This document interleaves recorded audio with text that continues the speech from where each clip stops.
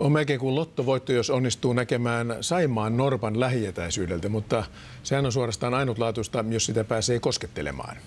Puumalassa näin on käynyt ja vielä enemmänkin. Mies ja norppa uivat sulassa sovussa samassa avannossa. Niin, näinköhän olisi käynyt hengittelemässä, kun on niin vähän jäätä tuossa. Lietveden rannalla Puumalassa asuvat Tuula ja Ilkka Valkonen palaavat edelleenkin uintiavannolleen, jossa ihka elävä saimaannorppa kölleksi jokunen ilta sitten. Pystyi ihan silittämään ja pystyi liikuttelemaan vettä ja näyttämään valolla silmiä. No se hengitys meistä pikkusen tuntui semmoiselta, niin kuin olisi vähän maitohapolle mennyt, että olisiko ollut vähän reilun pitkän uintireissun tehnyt tässä sukelluksen ja tuntui, että niin palautua siinä. Pari 3-vuotias viiksekäs haukkoi happea avannossa 4 tuntia.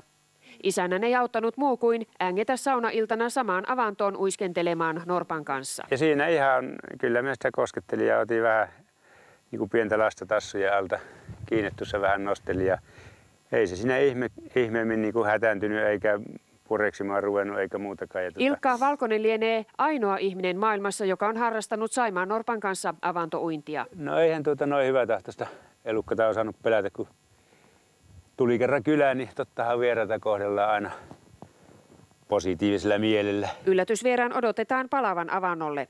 Toivon mukaan voimissaan, sillä norppatutkijat katsovat eläimen oudon käyttäytymisen johtuneen tulehdussairaudesta. Toivottavasti Ilkka Valkosen ja Nestori Miikkulaisen kaveri on kuitenkin terve. Toivotaan näin.